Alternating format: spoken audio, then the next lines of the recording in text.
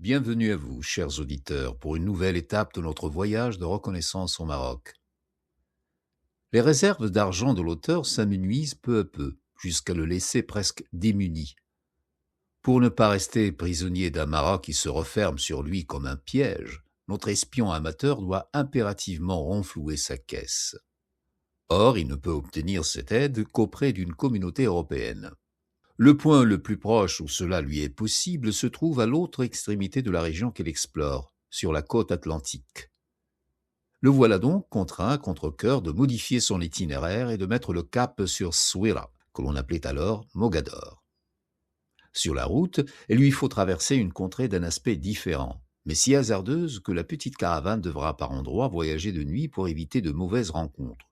Ce péril ne menace pas seulement les étrangers, il pèse tout autant sur les habitants du pays. Sans la rapidité de sa fuite et un certain coup de chance, le guide du jeune explorateur aurait péri aux mains de quelques membres d'un clan adversaire de la même tribu. Reprenons notre marche aux côtés de Charles de Foucault. 6. De Tessint à Mogador. Premièrement, de Tessint à Afikurahan. Lorsque je me retrouvai à Tessint, la somme d'argent que je portais avait par suite de vols successifs diminué à tel point que je ne pouvais achever mon voyage avec ce qui restait. Il fallait avant tout me procurer des fonds. Je n'en trouverais que dans une ville où il y eut des Européens. La plus proche était Mogador, Souera. Je résolus d'en chercher dans ce port. Je m'ouvris de mon projet à mon ami le Hajj et fis avec lui l'arrangement suivant. Il me conduirait à Mogador, m'y attendrait, il me ramènerait à Tessint. Nous prendrions des routes différentes en allant et en revenant. Passant la première fois par les Issafen et les Ilelen. Note de l'auteur. On dit indifféremment Ilelen et Ilala. Ilala est la forme arabe, Ilalen la forme tamazirt. Dans le sud du Maroc, un grand nombre de noms de tribus sont également usités sous ces deux formes. Ainsi on dit Sktena ou Iskten, Znaga ou Iznagn, Haha ou Ihahan, Unila ou Eunilen, Irzama ou Irzamen, etc. Fin de note.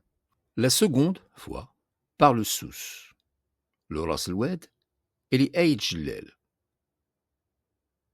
Le Hajj Bourhim connaissait la région que nous devions traverser au retour, et y avait de nombreux amis.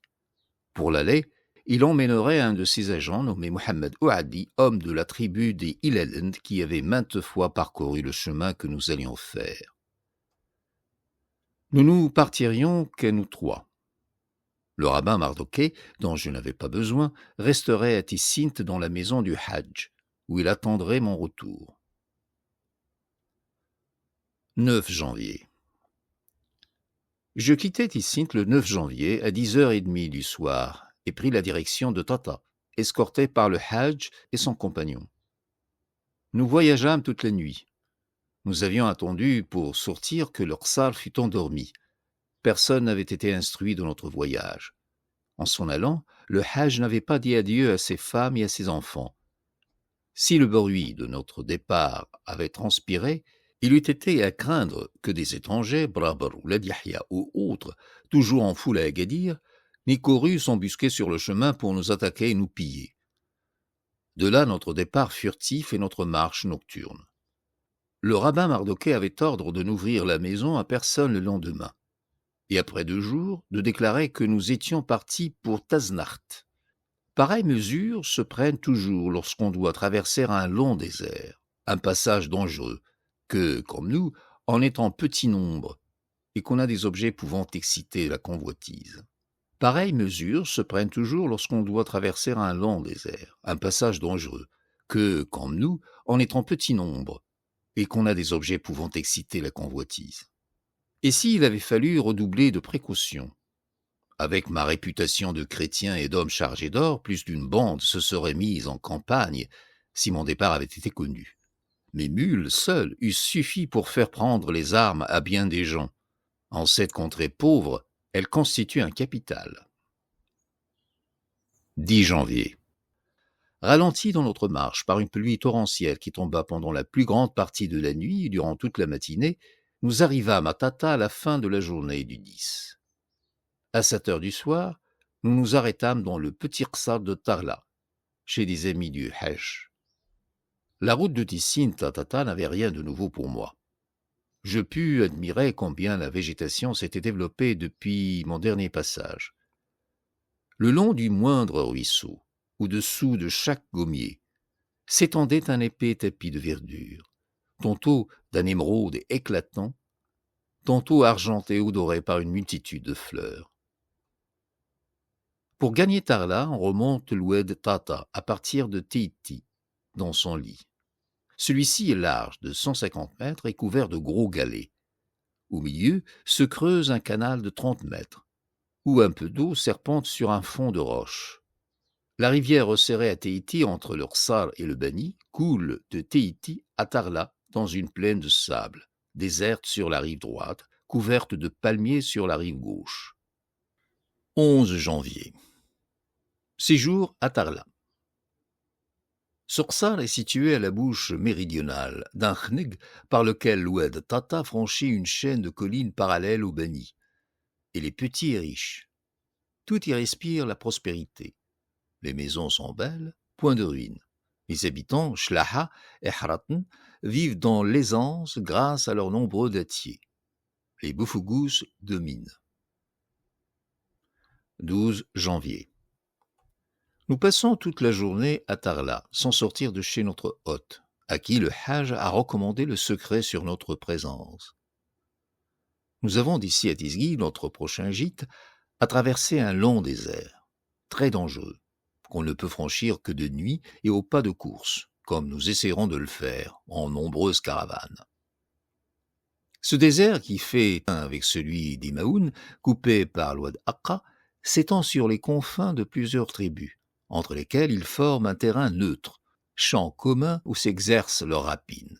Des bandes pillards d'Aït Umribot, d'Iddaoublel, d'Aït Jlel, d'Issefn, le parcours sans cesse. Nous partons à 9 heures du soir et marchons sans arrêt jusqu'au matin. À l'aurore, nous nous trouvons à l'entrée d'une gorge profonde, dont le lit desséché d'une rivière a son confluent avec un ruisseau, l'oued Tanamrout. Nous faisons halte quelques heures à cet endroit. La contrée que j'ai parcourue de Tarla ici se divise en 2 portions distinctes, l'une de Tarla à Imitek, l'autre de Imitek au point où je suis. Celle-là se compose de larges vallées entre lesquelles s'élèvent des massifs mamelonnés de peu de hauteur. Celles-ci est formée d'une succession de plaines étagées, séparées par de hautes chaînes parallèles que les rivières traversent par des gorges étroites. Les vallées de la première région ont dans leur partie inférieure un sol pierreux, garni de gommiers, de jujubiers sauvages et de melbina. Dans leur partie haute, un sol rocheux avec une végétation moins abondante, leurs flancs sont des coteaux de grès noirs et luisants. Au-delà d'Imitek, les collines se remplacent par de hautes montagnes, massifs, rocheux, aux pentes escarpées.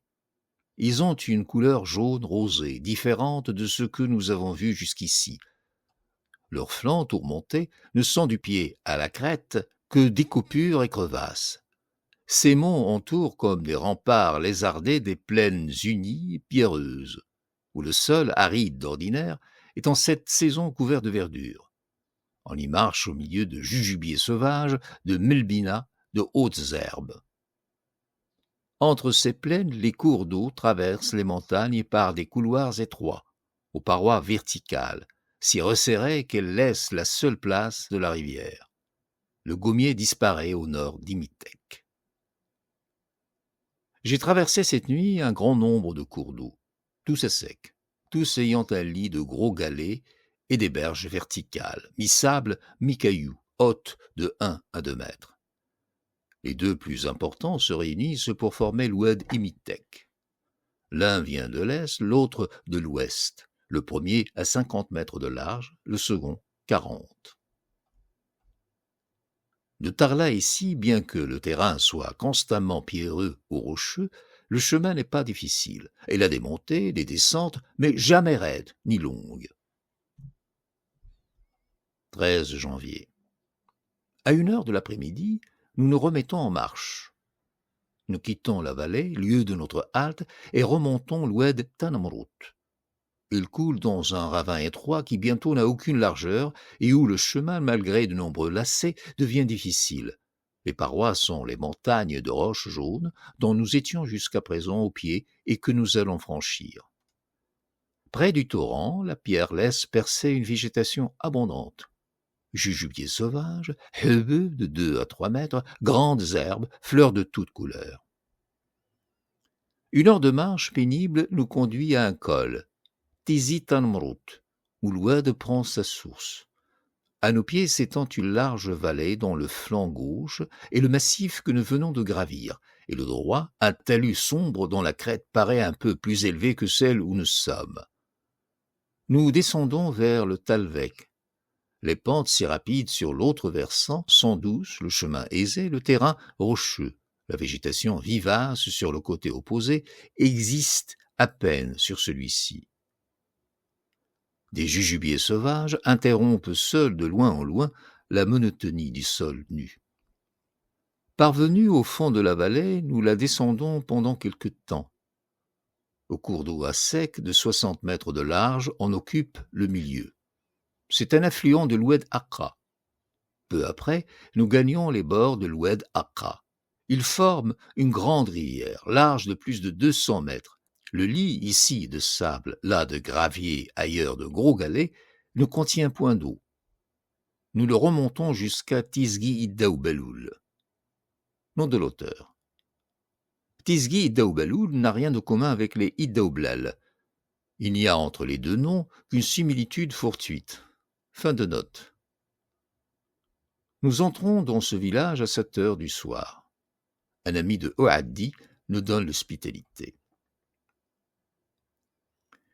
De Tarla à Tizgi, personne n'a paru sur le chemin. Le seul vestige humain que j'ai vu a été, entre Tata et Mitek, une dizaine de tombes, échelonnées par groupes de 2 ou 3 au bord du sentier. Ces tombes, qui rappelaient chacune un pillage et marquaient l'endroit où avaient péri des voyageurs moins heureux que moi, avaient au clair de lune, au milieu de cette solitude, un aspect lugubre. Arrivé à Tizgi, la portion périlleuse de ma route est faite. Je pourrais marcher désormais à la clarté du soleil. Les Marocains de ces régions emploient, on le voit, une méthode simple pour voyager. Quand le pays n'est pas dangereux, ils le traversent le jour. Lorsqu'il l'est, au lieu de prendre des escortes, ils le franchissent rapidement de nuit. 14 janvier. 6 jours à Tizgi Iddaoubaloul.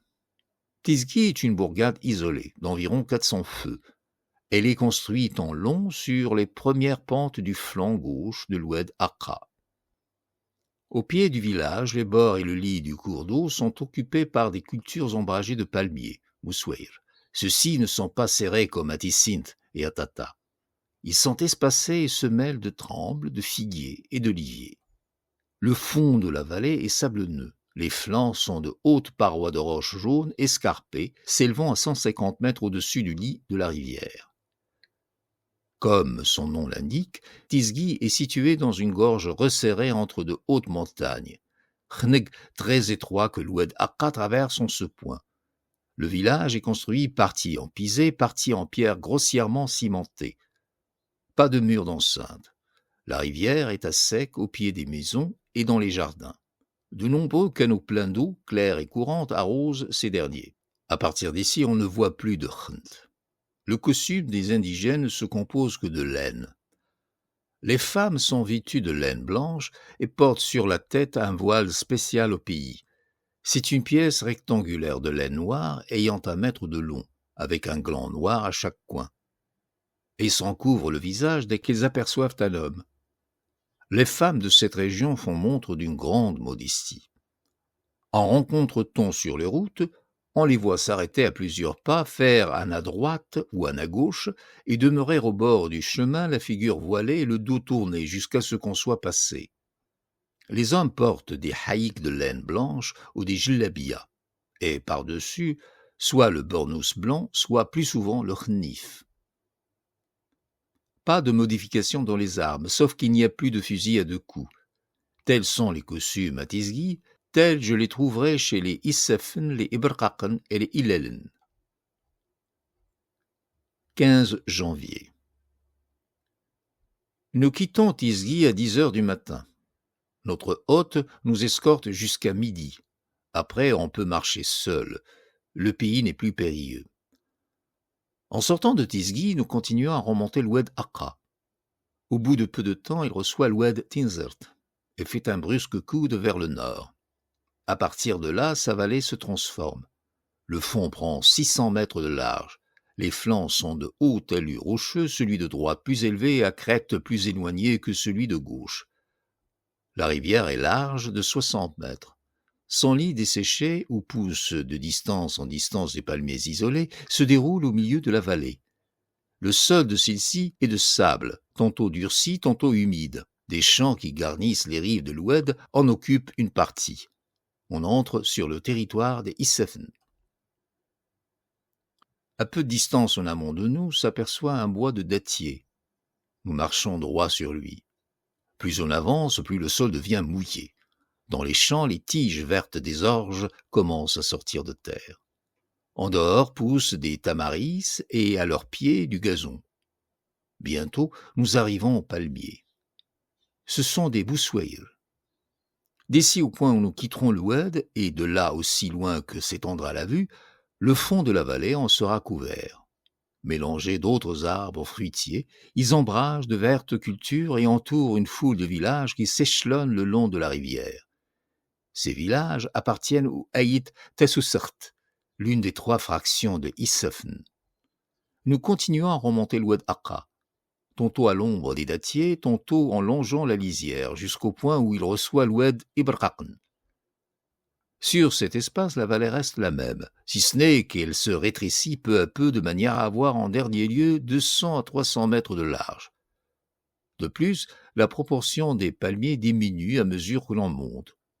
Celle des autres arbres, grenadiers, caroubiers, amandiers, oliviers, augmente. Auprès des villages inférieurs des Issefen, il n'y avait guère que des dattiers. Au-dessus de Temsoult, les autres essences dominent.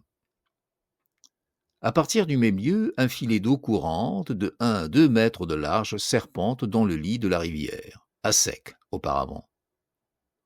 À 1h30, nous arrivons au confluent de l'Oued Iberqaqen. Nous gagnons les bords de ce nouveau cours d'eau et le remontons. Nous entrons en même temps dans la tribu qui lui a donné son nom. En quittant l'Oued Aqqa, on en voit la vallée se continuer à perte de vue.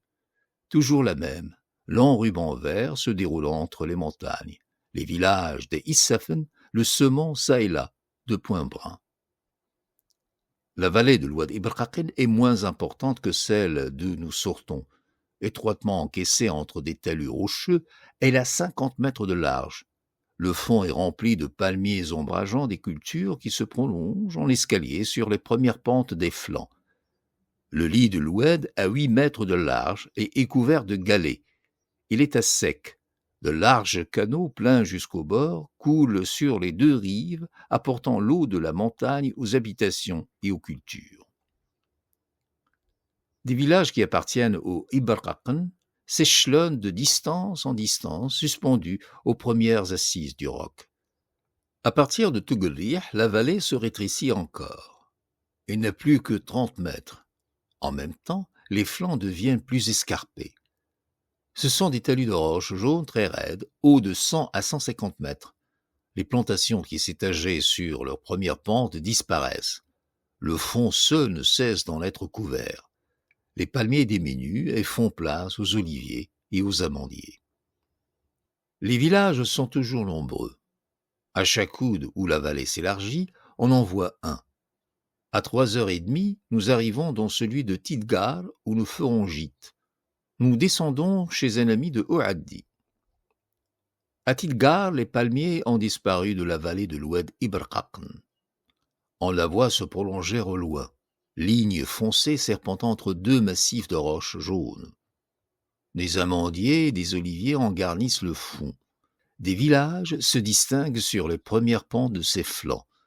Nous avons rencontré aujourd'hui beaucoup de monde sur notre route. Chez les Issefen et les Iberkaken, les maisons sont tantôt en pierre grossièrement cimentée, tantôt en mauvais pisé.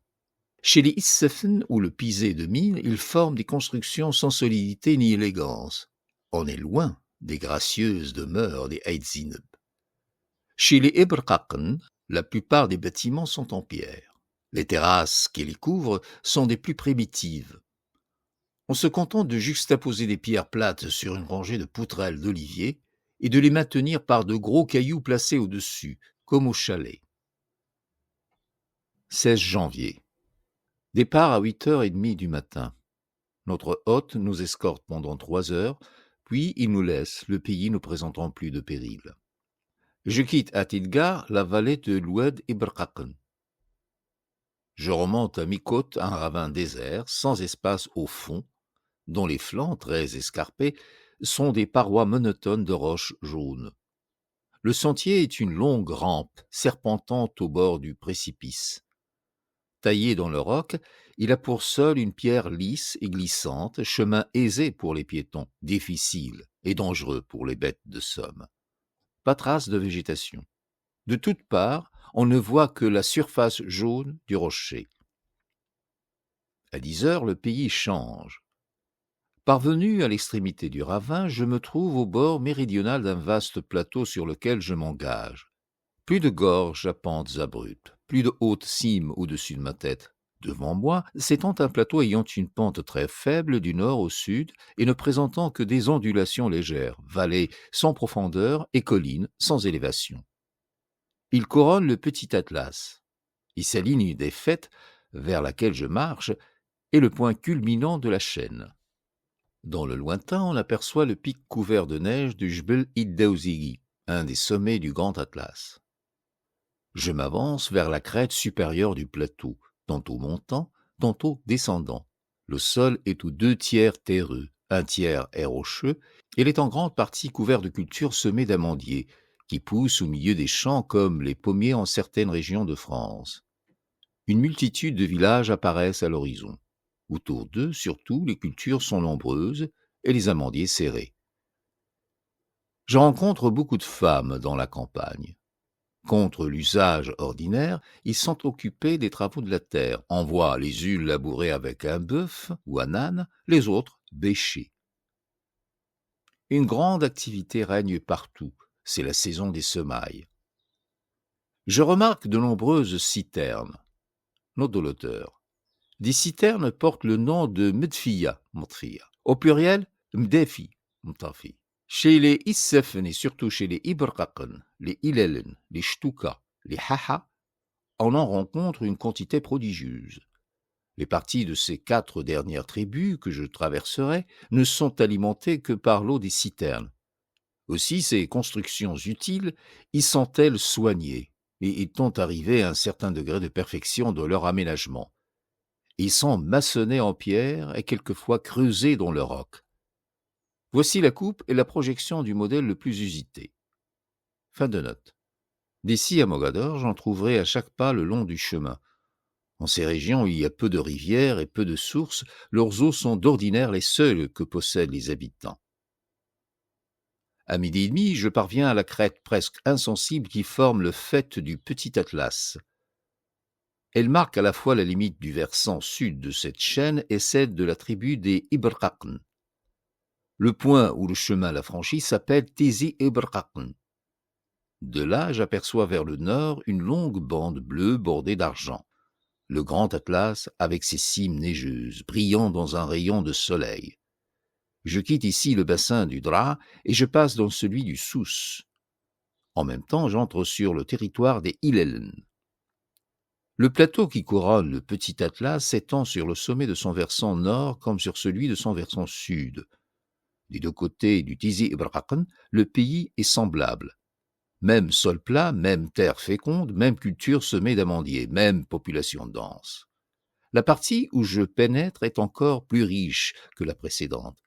À mesure qu'on avance, les villages se font plus nombreux, les champs couvrent un espace plus grand et finissent par envahir presque tout le sol.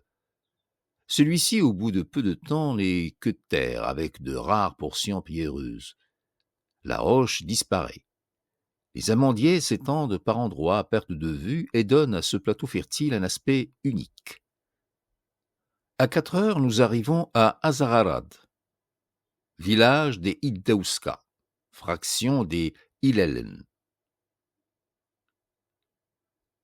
Nous nous arrêtons chez un ami de Ouaddi. Je n'ai pas vu un seul cours d'eau pendant la marche d'aujourd'hui. Parmi les nombreux villages que j'ai rencontrés, un était fort important, Agadir Ibraqan al-Fouqani. Il a 300 ou 400 maisons. La plupart sont vides durant une portion de l'année. Situé dans la région où se trouvent les principales cultures de la tribu, elles se remplissent aux époques du labour et de la récolte, et servent de magasin aux grains et aux amandes. Des gens de toutes les parties du territoire, même du bas Wad Ibraqan, y possèdent des demeures. Il existe une différence frappante entre le village d'Azararad et ceux du versant sud de la chaîne. Ces derniers étaient, on l'a vu, mal bâtis. Azararad, au contraire, se distingue par la beauté de ses constructions. Toutes les maisons y sont en pierre, non taillées, mais cimentées avec soin. Le long des murs, des gouttières pratiquées avec adresse conduisent l'eau de pluie dans des réservoirs. Chaque habitation a sa citerne.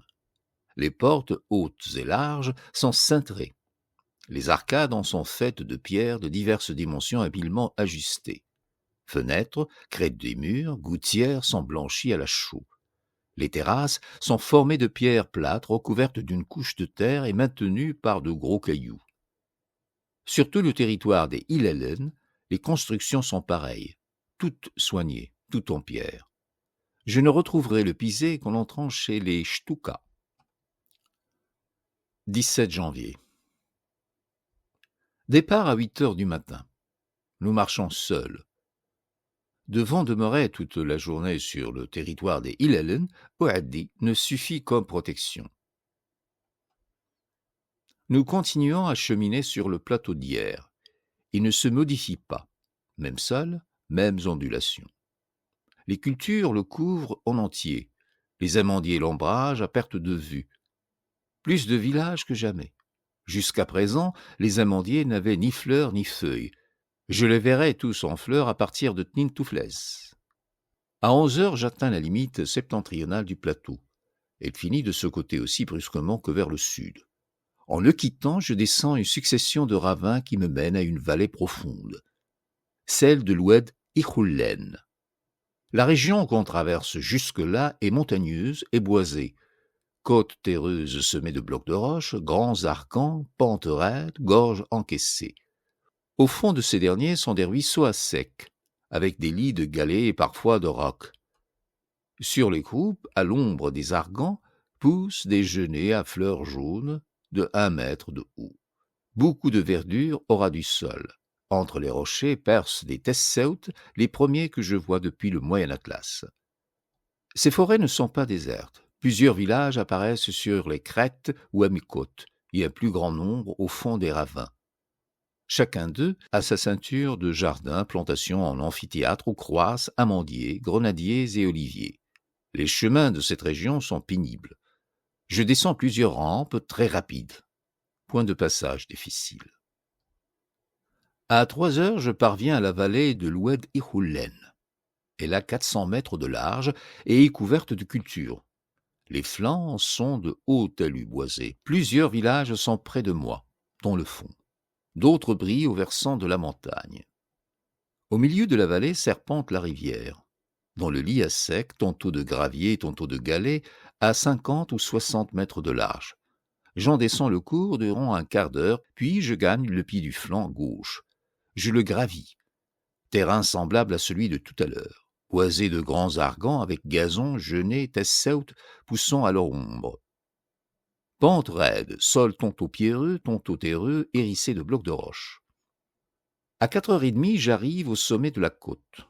Je me trouve en face d'un nouveau plateau, analogue à celui de ce matin en fertilité, abondance de culture et nombre de villages, mais plus accidenté. Nous nous y engageons et nous y marchons durant le reste de la journée. À 5h30, on fait halte. Nous voici à Afikuren, petit village patrie de Ouaddi. Le plateau où nous sommes est cultivé sur toute son étendue, on ne voit plus d'amandiers. De grands argans, arbres séculaires, les remplacent. Plantée symétriquement dans les champs, elle les couvre à perte de vue. Ce plateau est comme un second échelon du petit Atlas, celui que j'ai quitté ce matin en formant le premier. Je n'en traverserai plus d'autres d'ici à la vallée du Souss. Afikuraen domine directement celle-ci. De la maison de Ouaddi, la vue est merveilleuse. À l'ouest, dans le lointain, la plaine des Chtouka, et au-delà, une ligne bleue, l'océan. Au nord, la vallée de l'Oued Souss, bordée par la masse sombre et les pics neigeux du Grand Atlas. Au point où l'Atlas expire et où commence la mer, on distingue à 75 kilomètres Agadir et Rir, dont les murs blancs couronnant un cône bleuâtre brillent au soleil comme un diadème d'argent. L'Oued Ihoulen est la seule rivière que j'ai vue aujourd'hui. J'ai rencontré beaucoup de monde sur les deux plateaux traversés au commencement et à la fin de la journée. Peu dans la région montagneuse et boisée qui les sépare. Sur les plateaux, c'étaient des travailleurs labourant les champs. Dans la montagne, des voyageurs isolés. En passant dans la vallée de l'Ouadi Khoulan, il s'est produit un incident qui a failli être funeste à Ouaddi. Comme nous descendions la rivière, nous apercevons derrière nous 5 hommes armés jusqu'aux dents, lancés à notre poursuite. Ouaddi les regarde. « Ce sont des Ikhoulan qui courent après moi !» s'écrie-t-il. Échanger son long fusil de Schleur contre le fusil à 2 coups du Hajj, s'enfuir à toutes jambes vers le hameau le plus proche, est pour lui l'affaire de moins de temps qu'il n'en faut pour le dire. Le Hajj et moi restons en arrière. Les 5 Ikhoulan ne s'arrêtent pas à nous. Ils nous dépassent, cherchant à rejoindre notre compagnon. Bientôt, ils disparaissent dans le village où nous l'avons vu entrer. Nous attendons quelque temps, très anxieux du sort de Ouaddi. Enfin, le voilà qui revient avec un notable du lieu, son ami, de qui il a eu le temps de prendre la nerf.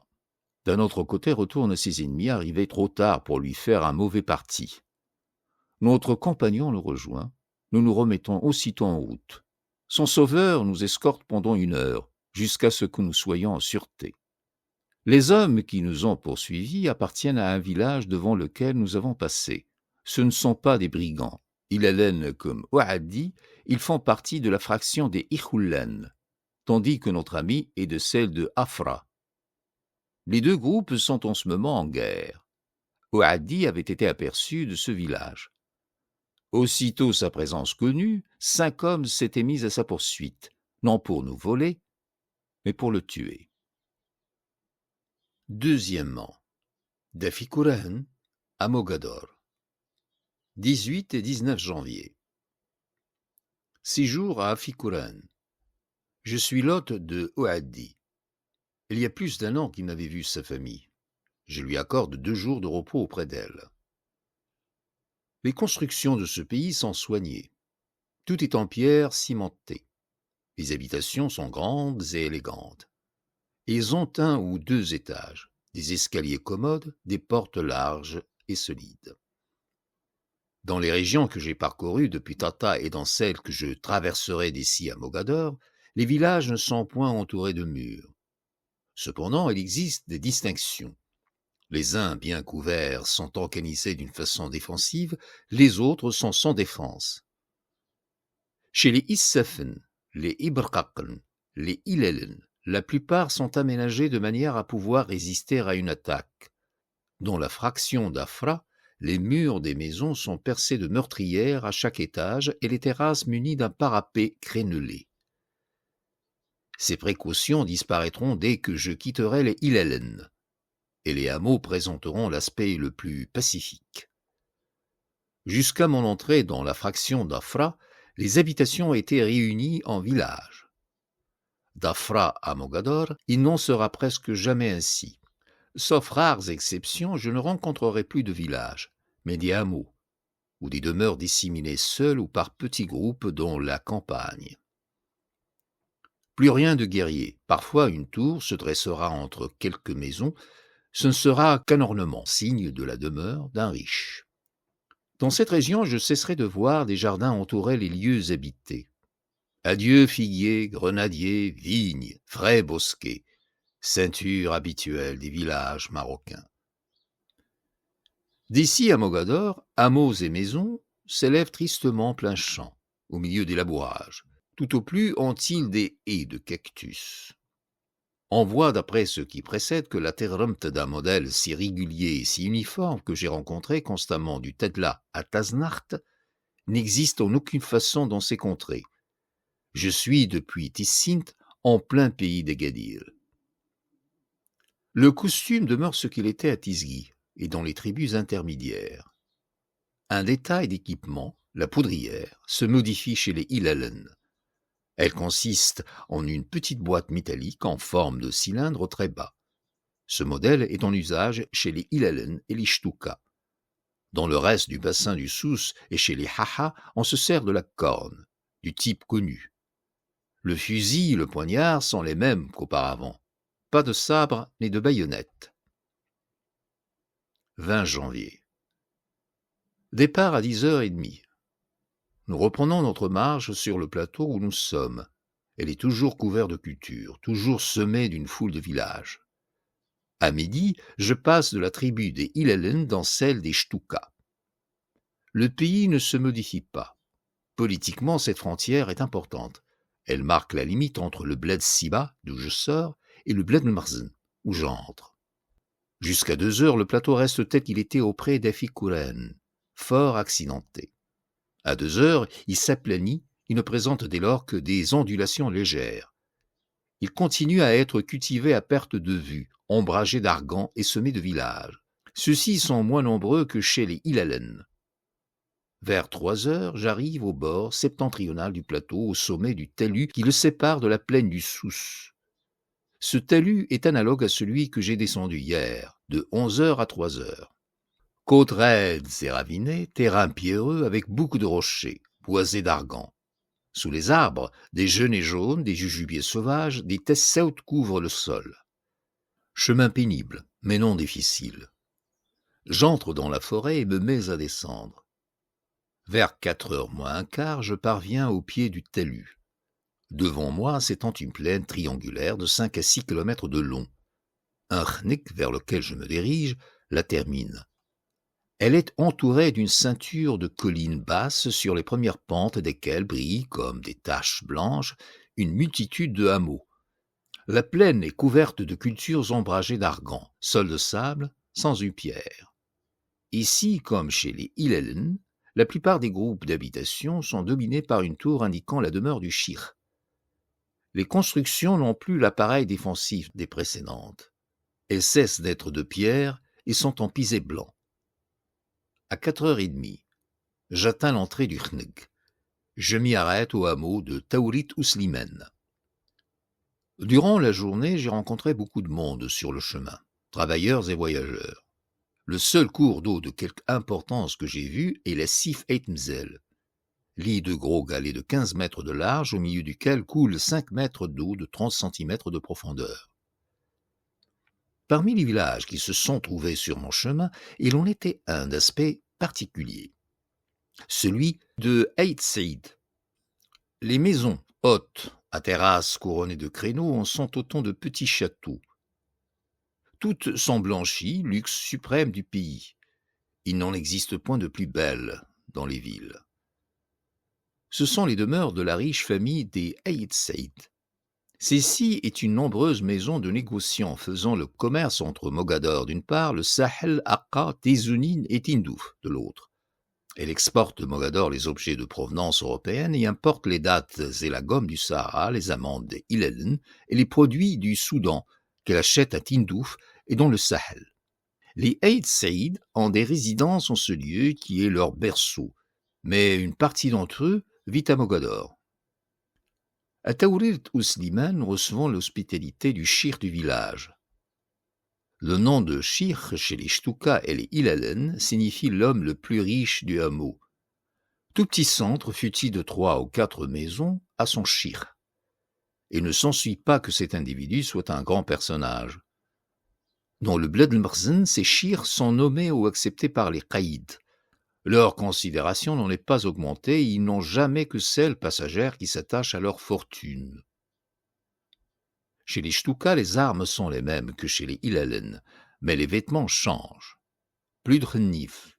Chaque homme porte une chemise de cotonnade ou de laine blanche, un petit turban blanc laissant à nu le sommet de la tête, un haïk ou un bournous de même couleur. Le bournous a une forme et un nom particuliers. Il est très court et s'appelle slem. Pour les femmes, la toilette n'offre pas de modification, à l'exception du voile de laine noir qui disparaît. Le costume des Shtuka est celui des Ksima et des Haha. Les Shtuka, comme les Ksima, les Haha et les diverses tribus que j'ai traversées depuis Tisgi, Idda ou Beloul, sont imaziren, Shlaha, Shleh, et parlent le tamazirt. Celles qui habitent la montagne, Issefen, Eberhaken, Ilelen, ne savent guère que cette langue. Parmi celles de la côte, chez les Ksima surtout, l'arabe est répandu. 21 janvier. Départ à 8h30. Durant toute la journée, nous marcherons de concert avec une caravane que nous avons rencontrée hier au gîte. Bien que nous soyons en Bled el-Mkhzen, il est plus prudent d'aller en compagnie que de cheminer seul. Après avoir traversé le Khneg à l'entrée duquel je m'étais arrêté hier, je trouve une immense plaine où je cheminerai jusqu'au soir. Plaine de sable rose, unie comme une glace, sans une pierre, sans une ride, sans une ondulation, s'étendant depuis le pied du petit Atlas où je suis jusqu'à la mer d'une part, au grand Atlas de l'autre, et traversée par l'Oued Souss. La portion que j'ai devant moi, occupée presque tout entière par les Shtuka, est d'une fécondité admirable. Une partie est cultivée, l'autre est en pâturage et en forêt. Les cultures ne sont plus semées d'argan. Aucun arbre ne les ombrage. Ce sont des successions de champs uniformes, séparés par des haies vives. Ça et là, on y voit des puits, et auprès quelques figuiers. Une multitude de hameaux s'y élèvent.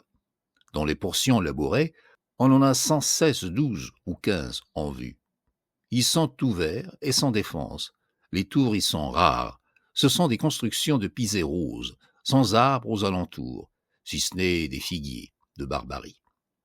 Ils respirent la prospérité. Ces parties cultivées de la plaine forment une des contrées les plus fertiles et les plus peuplées du Maroc. Les portions boisées présentent un aspect tout différent. Là, plus de champs, plus d'habitations. Des forêts d'argan séculaires étendent leur ombre sur la surface unie du sol qui se couvre d'immenses pâturages. Pas un sillon, pas une maison n'interrompt la monotonie de ces vastes prairies sous leur dôme de feuillage. Seuls habitants de ces solitudes en rencontrent de loin en loin des troupeaux de vaches, de moutons et de chameaux, paissant sous les arbres. La principale de ces forêts s'appelle Telgent Noudmim. Elle est célèbre par ses serpents. Les Aïssawa y viennent de loin en faire leur provision. Cheminant ainsi tantôt à travers le recueillement des grands bois, tantôt au milieu de riantes cultures et d'innombrables villages, je parviens vers le soir non loin de l'Oued Souss. Je m'arrête à 5 heures dans un hameau à quelque distance du fleuve. Je n'ai cessé de rencontrer beaucoup de monde sur le chemin. De toute la journée, il ne s'est pas présenté un seul cours d'eau, ni rivière, ni ruisseau. J'ai passé par un marché, le Tnin des Idda Mohammed, où j'ai fait une halte assez longue. 22 janvier. Départ à 6h30 du matin. Je me dirige vers l'Oued Souss. D'ici là, ce n'est qu'un vaste jardin. Champs bordés de cactus, ombragés d'oliviers, de figuiers et d'argans, semés d'une foule d'habitations. Le chemin, garni de haies, serpente entre les vergers et les maisons qui se succèdent sans interruption. Au travers de cette riche contrée, j'arrive à 7h30 au bord du fleuve. Je le franchis à un gué. Le lit de sable a 100 mètres de large. 75 mètres sont à sec. Les 25 autres sont occupés par une nappe d'eau limpide, profonde de 50 centimètres. Courant de rapidité moyenne. En amont et en aval du gué, le fleuve, gardant même largeur, change d'aspect. L'eau, moins courante et moins haute, s'étend sur la surface du lit, dont le fond, devenu vaseux, se garnit de roseaux. Depuis l'endroit où je l'ai passé jusqu'à celui où je le perdrai de vue, l'Oued-Souss aura la même apparence, une bande de 100 mètres couverte de roseaux. Je descends la rive droite, le sol est à peine à 1 mètre au-dessus du niveau de l'eau. C'est du sable, tapissé de gazon et de joncs, et ombragé de tamaris. Ce terrain bas et humide, qui forme un ruban de 300 mètres le long du côté droit, peut être considéré comme faisant partie du lit. Au Tlata d'Ixima, je quitte les bords du fleuve et gagne un village voisin, résidence de Sidi Abdullah d'Aït Yahya, marabout de Zaouia de Tissint, depuis longtemps établi en cette région. Du Tlata à sa demeure, ce ne sont que cultures, jardins et villages. Au milieu de la verdure se dresse, dominant le pays, la haute maison blanche du Hajj al-Arbi, vrai château, avec 2 énormes tours que j'aperçois depuis Taourit ou Slimane. Hajj al-Arbi est un simple particulier, fort riche. À 8h30, nous sommes chez Sidi Abdullah. C'est un compatriote et un ami du Hajj. Nous comptons sur lui pour nous accompagner et nous protéger dans le Haha, où il jouit, comme ici, d'une grande influence. En arrivant, nous apprenons qu'il est absent. Nous ne trouvons que son fils. Celui-ci, beau jeune homme d'une 20aine d'années, hartané de couleur presque noire, nous accueille à merveille. Le Hajj, excellent homme aimé de tous ceux qui le connaissent, est reçu à bras ouverts. Il est bientôt convenu que nous passerons là le reste de la journée. Le lendemain, nous nous remettrons en route, accompagnés par le jeune marabout qui nous escortera jusqu'à Mogador. 23 janvier. Départ à 9h. D'ici à Agadir et Rire, la plaine où je suis depuis avant-hier se continue. Elle est couverte partie de culture, partie de pâturage. Ces derniers sont semés çà et là de jujubiers sauvages, plus d'argan. À 10h30, le pays devient désert. On entre dans un fourré d'arbres et de broussailles, petits argans et jujubiers sauvages. À 11h, après avoir franchi quelques dunes de sable de 8 à 10 mètres de haut, je me trouve au bord de la mer. Je longe le rivage jusqu'à Agadir. Le chemin passe au-dessous de cette ville, à mi-côte entre elle et Founti. Founti est un hameau misérable, quelques cabanes de pêcheurs. Agadir, malgré son enceinte blanche qui lui donne un air de ville, est, me dit-on, une pauvre bourgade, dépeuplée et sans commerce. À partir de là, je suis la côte, cheminant à mi-hauteur de la falaise qui l'aborde. Elle n'est ni très haute, ni très escarpée. C'est un talus pierreux, parfois rocheux, tapissé de broussailles basses et d'herbages. Le jujubier sauvage et la tessaut y dominent. Vers 2h moins un quart, je descends pour traverser à quelques mètres de son embouchure la Sif Tamracht. La vallée en est remplie de cultures. Plusieurs villages s'y voient à quelque distance. La rivière forme 2 bras, larges, l'un de 15 mètres, l'autre de 50. Tous deux ont un lit de sable. Le premier est à sec, des flaques d'eau sont dans le second.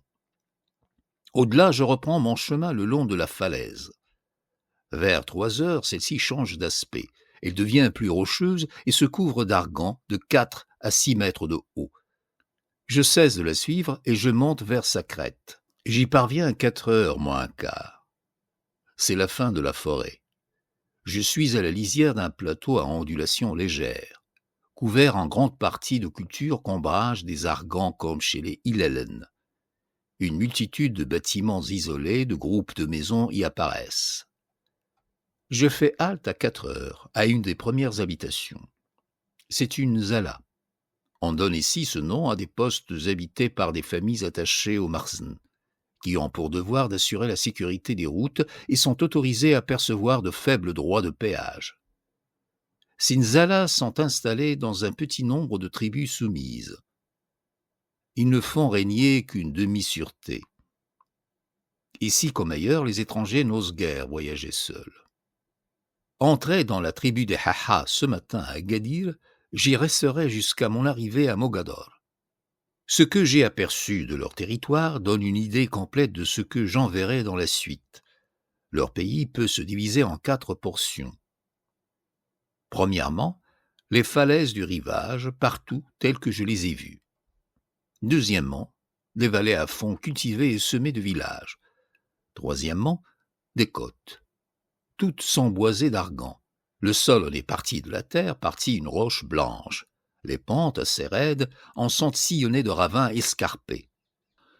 Sous les argans poussent des jujubiers sauvages et 1000 sortes d'herbes, et vivent des quantités énormes de gibier, perdreaux innombrables, sangliers, lièvres, lynx, etc.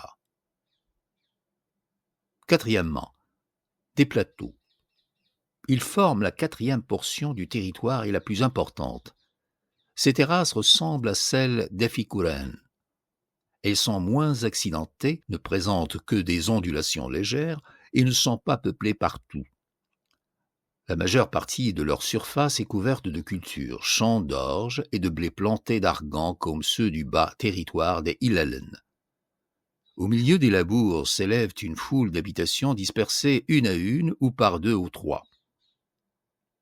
Chez les Haha, non seulement on ne trouve pas de centre de quelque importance, mais on ne voit point les hameaux des Shtuka et des Ilelen. Les maisons se dressent isolées au milieu des champs ou réunies par très petits groupes. Elles sont en pisé blanc. Celles des riches sont bien construites, avec des encadrements de portes en pierre de taille et de hautes tours carrées, à angles et couronnements de pierre. La contrée fournit en abondance une pierre blanche, tendre, facile à travailler, mais peu solide, qui sert pour ses édifices. Les cultures, parfois serrées sur une longue étendue, ailleurs clairsemées, occupent les 2/3 de la surface des plateaux. Le reste est garni de pâturages, avec des bouquets d'argan et par place de grands genêts blancs. Je n'y ai vu qu'une forêt, la Rabat Iddaougert, à la porte de Mogador. Le sol est de terre blanche mêlée de beaucoup de pierres. Ces hautes terres, où sont concentrées la plupart des cultures et des habitations des Haha, n'ont d'autre eau que celle des Medfia. 24 janvier. Départ à 7h30 du matin. Arrêté à 5h du soir sur les bords de l'Oued Eitamor. Ma route s'est effectuée successivement dans les diverses régions que je viens de décrire, sans donner lieu à aucune remarque nouvelle. La seule chose à noter est la composition d'une portion de la falaise entre la Nzala où j'ai passé la nuit et le Fondouk qui est au-dessous, sur la côte. La partie supérieure de cette falaise est formée d'énormes blocs de coquillages agglomérés. Là, pendant quelque temps, on ne voit trace ni de terre ni de roche. Tout le sol n'est fait que de ces coquillages pétrifiés. Le chemin passe sur leur surface. J'ai rencontré peu de monde aujourd'hui et n'ai traversé aucun cours d'eau important. 25 janvier. Départ à 8h du matin. Arrêté à 1h du soir à la maison de Hajj Abdelmelek. On voit plus de passants qu'hier. Traversé l'Oued Eitamar, lit de gros galets de 50 mètres de large avec un filet d'eau courante de 2 mètres. Cette rivière est la seule que j'aperçoive de la journée. 26 janvier. Séjour chez le Hajj Abdelmelek. 27 janvier. Départ à 7h du matin. Arrêté à 6h du soir chez un ami de notre marabout. Le pays reste tel que je l'ai décrit. J'ai traversé plusieurs petits cours d'eau. L'Assif Iddaougloul, ruisseau desséché 6 mètres de large. L'Oued Eit Bouzoul, 40 mètres de large, à sec. L'Oued Ijariran, 3 mètres de large, à sec, affluent de l'Oued Eit Bouzoul. L'Oued Imariran, 15 mètres de large, à sec, le cours supérieur traverse des gisements de sel non loin d'une source d'eau vive, Ain Imariran, la seule que j'ai vue dans le Haha. L'Oued Iddaousarn, à sec, 15 mètres de large, près de son confluent.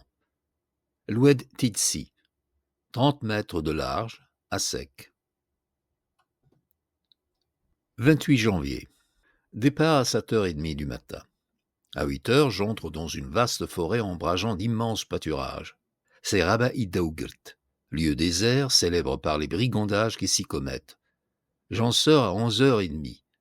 Au-delà, je franchis une petite plaine, en partie couverte de genêts. Puis, des dunes de sable me conduisent par une pente douce au bord de la mer. À 12h30, je traverse l'oued Idaougrt. À 1h, j'entre à Mogador. Aussitôt arrivé, j'allai au consulat de France. Je fus reçu par le chancelier M. Montel. Ce que fut pour moi M. Montel durant mon séjour à Mogador, les services de tout genre qu'il me rendit, rien ne saurait l'exprimer. Puisse tout voyageur en pareille circonstance rencontrer même accueil, même sympathie, même appui. Heureux ceux dont le pays est représenté par des hommes semblables, en qui un compatriote inconnu trouve dès le premier jour, avec la bienveillance et la protection du magistrat, le dévouement d'un ami. Lu pour vous par Mohammed El Kachtoul. Dans le prochain épisode, après un séjour d'environ 2 mois, l'auteur quittera Souira pour se diriger vers Tissint. Pour le voyage du retour, il empruntera un itinéraire différent. Il nous fera obliquer vers le bassin de l'Oued Souss, où nous découvrirons les tribus des Xima, Msgin et Hawara, avant de longer les murs de Taroudant. Veuillez vous abonner à la chaîne Maghriberia sur YouTube pour être au rendez-vous avec cette aventure qu'est Reconnaissance au Maroc.